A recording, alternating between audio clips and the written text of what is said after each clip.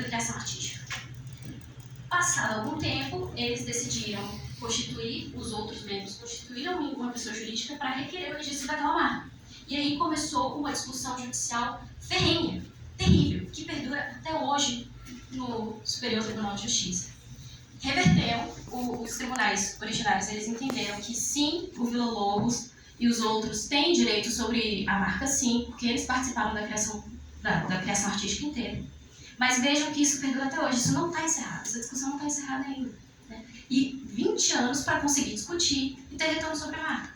Imagina, né? Você que teve todo o trabalho, aquele filho é seu. Né? Esse aqui, nossa, ficou muito ruim, né? Mas esse aqui é o caso do Romero Brito. Esse aqui é o caso de sucesso, né, de registros. Romero Brito ele pode ser questionado artisticamente, enfim, isso é uma discussão, eu gosto, particularmente eu gosto. Mas ele, enquanto empresário, ele é genial. Ele é muito esperto, muito inteligente. Isso aqui é só no Brasil, o que ele fez. Eu fiz uma busca básica no INPI, que é a autarquia que faz o registro de marcas, responsável por esse controle. E ele tem registradas todas essas marcas aqui, para ele, com exclusividade. Ele iniciou o registro em 2012, salvo engano, e tem vigência de 10 anos, podendo ser prorrogado. E ele tem essas marcas aqui, sabe o que são essas marcas? Embalagens, joias e bijuterias, produtos gerais, objetos variados, feitos a partir de couro, a partir de peles. É isso que o cara faz. E ele se antecipou e registrou a marca para que ele tenha exclusividade sobre os direitos decorrentes dessa produção. Né? Esse é um caso de sucesso, vale a pena manter o registro. E por fim, o caso do André Matos, que eu trouxe aqui também para ilustrar. André Matos faleceu também em 2018, recentemente, e ele foi uma sumidade na música do metal brasileira, né? Vamos dizer. Ele iniciou 3 bandas, ele iniciou o Viper, o Angra e depois o Xamã. E quando ele estava no Angra, ele foi o grande responsável pela explosão da banda, no Brasil e no mundo. Ele era a cabeça criativa, ele compôs a maioria das músicas e tal. Obviamente os outros membros participaram, mas ele era o grande responsável, o pioneiro. Com o tempo e tudo mais, eles tiveram um atrito e cindiram a banda. O André saiu e levou outros 2 membros da banda. Mas eles eram assessorados por uma agência, né, de produção que tinha registrado a marca e tinha todos os direitos. Os direitos não eram dos membros, eram da empresa. E aí, e aí quando ele decidiu sair, a empresa falou, bom, os direitos são meus, são seus, você não pode levar, você não pode ficar com o nome Angra, são meus. E aí o André optou por não ter essa discussão judicial, não passar por isso, saiu e fundou o Xamã. Decidiu fundar a sua própria banda, com outro nome, também teve uma discussão autoral a respeito, enfim. Mas vejam, né, também um problema, e uma pessoa que era filho dele, como ele diz em entrevistas, era o filho dele, era o ideal dele. E ele teve que sair e não teve fruto nenhum disso. Esses foram, então, os casos que eu trouxe para vocês, assim, uma passagem bem introdutória mesmo, para trazer um pouco dessas noções do que a gente trabalha, de como isso impacta a vida de vocês, artistas, mais do que tudo, como é importante ter esse olhar atento. E nós estamos à disposição de vocês, para o que vocês quiserem, quaisquer esclarecimentos. Obrigada.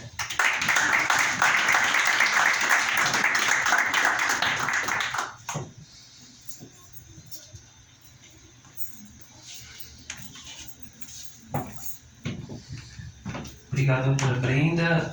Pessoal, dando prosseguimento aqui, tá bom? Só para quem não conhece bem aqui o ambiente, se alguém precisar ir ao banheiro, gente, é só ir ali depois da cortina, virar à direita, tem banheiro masculino e feminino ali, tá bom? Dando prosseguimento, agora eu vou chamar o doutor Danilo, que vai fazer um panorama jurídico da cultura no Distrito Federal, tá bom? Vamos receber o... Olá, boa noite a todos e a todas. Bom, eu vou trazer para vocês aqui de fato um panorama da cultura aqui no DF. Nos últimos anos eu sou advogado especialista em direito administrativo e atuei muito proximamente nos casos aí dos últimos anos que envolveram o Fundo de Apoio à Cultura aqui do Distrito Federal. Tanto no edital Áreas Culturais 2018, lá que foi suspenso, que tinha sido cancelado e voltou atrás depois quanto no ano passado, numa discussão muito importante sobre os saldos remanescentes do Fundo de Apoio à Cultura. Vou trazer tudo para vocês aí. Mas trazendo esse panorama porque, basicamente, estamos em 2022, vésperas aí de eleição. Em 2018, né, o último ciclo eleitoral, nós estávamos num cenário um pouco diferente. Eu não sei quantos de vocês, né, dos que estão aqui, vão conhecer dessa evolução, enfim, legislativa, mas em 2017 foi aprovada a Lei Orgânica da Cultura, que é uma legislação extremamente importante para a cultura do Distrito Federal. Tá? Essa lei orgânica, ela traz basicamente uma estruturação de um plano nacional de cultura, ou um plano de cultura que é decenal. Então, para o Distrito Federal, você tem ali 8 eixos definidos do que é para os gestores pensarem quando forem produzir cultura, enfim, quando forem produzir políticas públicas para a cultura. Lá estão previstos, enfim, os conselhos de cultura do Distrito Federal, os conselhos regionais de cultura. Enfim, aqui em Taguatinga temos um conselho bastante atuante, que está aí brigando pela reforma do teatro aqui da Praça do Povo, que também estava nas discussões de justamente trazer os artistas locais aqui de Taguatinga para as comemorações da cidade, né? Porque, enfim, quando foi ter a comemoração, eles acabaram chamando artistas de fora e não os artistas daqui. Então, fica esse debate, é uma coisa importante mesmo de se trazer. Para isso que os conselhos regionais estão aí, né? Para brigar pela cultura local mesmo. E tudo isso nasce lá na Lei Orgânica de Cultura, que, para além de tudo isso, traz um elemento que, para mim, é um dos fundamentais e que acho que é importante que todos conheçam muito bem, que são as formas de financiamento da cultura no Distrito Federal. Nós temos hoje o Fundo de Política Cultural, o FPC, temos o Fundo de Apoio à Cultura e temos programas de incentivos fiscais que são feitos justamente para trazer outras formas, né, na verdade, a partir justamente do incentivo da iniciativa privada, de investir na cultura. Por que eu falo de tudo isso? 2017, belíssima, assim, uma lei que traz uma regulamentação importante para a cultura do Distrito Federal. Em 2018, eleições, o governo Ibanez entra aí na jogada em 2019, e aí não é uma questão de trazer debate eleitoral para esse espaço. Mas é fato que o governo Ibanez tratou a cultura de uma forma, enfim, um pouco diferente do que o esperado. Pelo menos frustrou a expectativa de muitas pessoas. Porque quando chega em março de 2019, o edital FAC Áreas Culturais, que era uma forma de financiamento, estava ali algo em torno de 20 milhões de reais para financiamento de projetos culturais, é suspenso. E aí, de repente, todo mundo estava com o projeto aprovado, esperando só mesmo a liberação ali. Muita gente estava... Porque o edital estava ali na fase de recurso, né? Então, tinham apresentado os recursos, estava só esperando o resultado do recurso. Mas quem não tinha apresentado o recurso estava em casa esperando só o dinheiro cair na conta. E, na prática, o secretário Adão Cândido entra, que foi o secretário de Cultura por um ano, e suspende esse edital. A classe cultural do Distrito Federal, naquele momento, faz um movimento que é muito importante, né? Criou-se ali a Frente Unificada de Cultura do DF para fazer o debate junto ao Tribunal de Contas do Distrito Federal e junto, enfim, né, à própria Secretaria de Cultura, para que se tentasse justamente contornar. O que a gente vai fazer, né? Porque você suspende um edital que já estava em curso, todo mundo esperando só o resultado, é uma coisa um tanto quanto controversa. Nesse momento, eu estava no escritório Mauro Menezes Advogados, não sou mais advogado do Mauro Menezes, eles estão cuidando dos processos da área da cultura, que eu tive o prazer de iniciar com eles lá.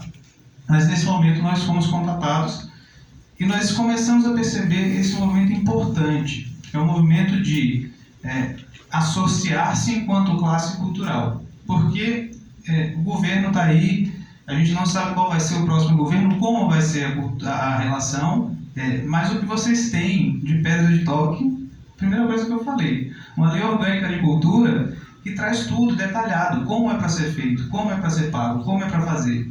A partir do momento em que a gente tem uma legislação dessa forma, é importante que a classe identifique isso, se reúna como classe, não precisa ser todo mundo junto, porque eu sei que artista plástico, as artes cênicas, o músico, o pessoal que está atrás, por trás no backstage, fazendo toda a parte de estruturação, quem faz o som, tem interesses às vezes diversos, não é todo mundo que está o tempo todo em conjunto. Mas é importante que se crie essa ideia do associativismo aí, né? De criar a conexão entre a classe, entre as classes diferentes, ou mesmo entre toda a classe, para que vocês tenham força, né, nessa batalha, vamos colocar assim, que acaba virando uma batalha jurídico-política muito importante. Falo isso porque, depois dessa situação do FAC, né, a gente conseguiu, através de negociações ali, depois também de muita pressão política da classe, tirar o Adão Cândido. E aí entra o Bartolomeu Rodrigues, que é o secretário de Cultura atual, e o Bartolomeu consegue fazer o que o Adão não estava conseguindo, ou querendo, não sei. Destravar o edital FAC Áreas Culturais. Ótimo. Só que aí, pandemia. E aí pandemia é um soco na classe artística. Porque a pandemia, eu sou, além de advogado, eu sou cantor.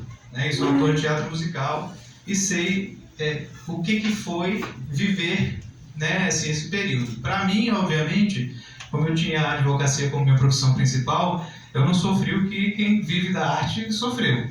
E eu sei o que o pessoal sofreu porque eu tinha justamente como clientes o pessoal da arte. Eu ouvia os relatos do pessoal passando fome, tendo que vender instrumento para poder conseguir pagar a conta. Pandemia. A classe artística, obviamente, pulverizada. Nós tivemos uma resposta da Secretaria de Cultura aqui. A Lei Aldir Blanc, por exemplo, que não é distrital, né? É federal. Demorou um parto para sair a lei primeiro. Aí sai a lei, todo mundo foi embora. Aí sai 5 meses para começar a regulamentar a lei no DF. Tudo isso eu trago todo esse panorama, né, para que vocês comecem, enfim, né, a entender e perceber, porque isso é uma coisa que a gente, quando chegou mais próximo do movimento cultural, percebeu que ainda faltava essa noção do, cara, a gente precisa estar todo mundo junto e fortalecer isso aqui, porque ou a gente cria estruturas, associações, instituições que possam ir lá e negociar com o governo, ou então, se vier uma próxima pandemia, fica um negócio super complicado, porque cada um gritando por si, e aí você vai ter que se associar num contexto de pandemia. Né? Esse momento é um momento importante, é um momento de gestação para a classe cultural do Distrito Federal, gestar os movimentos que vão fortalecer a classe perante o governo do Distrito Federal. Foi isso que fez nascer, né, enquanto estávamos no contexto da pandemia. Aí passa todo o período, teve alguns editais lá de produções online, enfim. Quando chegamos lá no meio de 2021, ano passado, a gente estava lá no escritório e recebemos um contato do pessoal da cultura falando, tivemos acesso aqui a um ofício do secretário de Economia do Distrito Federal, ele quer pegar o dinheiro que é de saldo remanescente do FAC para pagar a despesa com a pandemia. Então, vou fazer um corte aqui para explicar para vocês. O Fundo de Apoio à Cultura é um fundo contábil. Ele está lá. Todo ano entra receita no Distrito Federal, imposto. Né? Ele é um dos poucos impostos que podem ser afetados, um dos poucos fundos que podem receber recurso de imposto diretamente. 0,3% de tudo que entra da receita corrente do Distrito Federal entra para o Fundo de Apoio à Cultura. Entrou para o fundo, era para entrar pelo menos. Entrava para o fundo, esse espaço aqui é um espaço de gestão agora de dinheiro. Pegar esse dinheiro e pagar para a classe. Fazer edital e pagar para a classe. Botar a cultura na rua. Mas o que vinha acontecendo desde 2017, quando o fundo foi reestruturado pela Lei Orgânica de Cultura, que eu falei lá no começo, esse saldo remanescente, esse valor, na verdade, ia sendo gasto, e todo final de ano a gente via que a execução estava sobrando, porque não tinha jeito. Você editalizava ali, pagava, tinha 70 milhões para a cultura no ano 2017. E só está empenhado 44. Empenhado significa, né, que o Distrito Federal só botou esse dinheiro para 44. Então 77 menos 44, temos aí um déficit de 33. Precisamos entender para onde foi esse dinheiro. Ninguém falava sobre isso. 2018... mais um déficit de tanto lá. Eu não vou saber os dados aqui exatamente. Chegamos em 2021, quando fomos procurados pela classe artística, esse valor que não tinha sido gasto estava em 130 milhões. 130 milhões. de reais que não tinham sido gastos para a cultura. Era da cultura, não foi para ninguém. Quer dizer, né, achamos que não foi para ninguém. Pode ser que tenha sido investido em algum outro lugar, mas a gente não sabe onde foi investido esse dinheiro. E aí o que nós fizemos? Esse foi um movimento que eu considero paradigmático mesmo, da classe cultural. A classe cultural se reúne, a Frente Unificada de Cultura se reúne, o pessoal consegue então que a Aprocine, que é uma associação de produtores de cinema de Brasília, e o Sindicasc, que é o Sindicato dos Agentes Sociais e de Cultura, salvo engano, se reúnem e falam, vamos entrar com ação para pedir para esse dinheiro ficar com a cultura, porque o dinheiro não ia mais para a cultura. Vocês lembram que eu falei, o secretário de Economia falou que ia pegar esse dinheiro e usar para a pandemia. Esse dinheiro é vinculado pela Constituição, a Constituição fala lá, 216, artigo 216, parágrafo 6º, salvo engano, ou é 215, parágrafo 6º. Que os estados podem criar fundos de cultura. E o dinheiro que vai para o fundo de cultura é para ser investido em cultura. Não pode investir em mais nada. Mas o Distrito Federal tinha 130 milhões em mãos e aí usar para alguma coisa que não a cultura. Nós entramos com essa ação, então fizemos uma ação mostrando que o dinheiro não vinha sendo investido. O saldo a gente não sabia qual era. Nosso cálculo era de que era 130 milhões, mas pode ser que seja mais, pode ser que seja menos. Entramos com a ação na justiça e conseguimos uma liminar, porque nós falamos liminar, né, para quem não é do processo, conseguimos uma decisão imediata ali para bloquear esses valores, porque como havia essa ameaça de uso do dinheiro, né, para outra finalidade, nós bloqueamos ali, enfim, no nosso pedido era 130, ainda está em discussão, o processo ainda está correndo, quem cuida lá é o pessoal do Paulo Menezes. Mas, logo na sequência, a gente consegue a decisão liminar. O Ibanez é intimado. E 5 dias depois sai um projeto de lei com crédito suplementar de 90 milhões para editais do FAC. E aí, de repente, o Brasília Multicultural do ano passado, que tinha lá 25 milhões, se não me engano, foi para 50. E lançaram um segundo edital Brasília Multicultural de mais 50. E, de repente, a gente injetou 90 milhões na cultura. Por uma ação. Isso é para que vocês entendam, então, a relevância que o jurídico tem como estratégia. O jurídico precisa, a partir de algum momento, virar estratégia. A gente aqui, né, o Lucas trabalha há algum tempo, acho que o Gui também, a gente sabe que tem muitas associações e muitas pessoas que veem o jurídico como a única estratégia. Aí chegam para a gente com ação, não negociou nada com ninguém, não tentou fazer nada antes, chega pra gente com ação que é impossível de conseguir. Porque o jurídico não é a estratégia. O jurídico é uma estratégia. Mas o jurídico é uma estratégia. Então a gente precisa saber disso e estar ciente disso. Por muito tempo, fica me parecendo, a cultura enquanto classe, até pela falta de uma legislação como é a Lei Orgânica de Cultura, não tinha como fazer isso. Hoje tem. Se eu vou pegar lá a petição inicial que a gente fez, é a lei orgânica, é copiar e colar. É copiar e colar, porque a gente não pediu nada demais, a gente só pediu, aplica a lei, por favor, isso é o que está na lei, é só aplicar o que está na lei. Vocês hoje têm um instrumento jurídico que traz para a classe cultural do Distrito Federal um novo espaço, que é o espaço de poder realmente disputar aqui, ó. A narrativa não é invenção da minha cabeça, é legislação. Isso aqui tem que ser cumprido pelo gestor, tem que ser observado pelo magistrado na hora que ele vai decidir aquele caso concreto. Nós temos um potencial muito grande, e toda essa minha fala do panorama jurídico, né, da cultura no Distrito Federal é justamente para trazer a atenção para esse ponto. Desde 2017, para mim, existiu, e lá em 2017, quando a lei foi criada, existia uma interlocução entre o pessoal da classe artística que foi o que fez nascer a Lei Orgânica de Cultura. Só que isso um pouco se perdeu, foi se reconstruir quando teve lá a suspensão do edital de 2018, pandemia, suspendeu de novo, estamos agora de novo talvez trazendo essa concentração de interesses aí, mas a gente que atua junto com o sindicato, com associações, a gente vê qual é a relevância de você ter esse tipo de construção. Alguém precisa estar constituído para estar falando com as instituições, para estar pensando o jurídico como estratégia, para estar pensando por toda a classe, né, numa coisa que possa realmente trazer benefícios para todos vocês. Aí, se vai ser por sindicato, se vai ser por associação, se vai ser um movimento social, a escolha aí é de vocês. Aí é outro debate. Como que a gente vai criar uma pessoa jurídica, né, que possa me auxiliar nesse debate. Mas é importante pegar essa energia nesse momento. Porque a lei já tem 4 anos. Vamos para 5, né? Em dezembro agora. É a lei de dezembro de 2017. Sem esse movimento, o que nós vamos ter é sempre isso, né? Alguém vai ter que pensar, puxa, mas a gente podia usar a lei e não tá uma ação conjunta, uma ação estratégica da classe cultural pensando como fazer a cultura funcionar no Distrito Federal.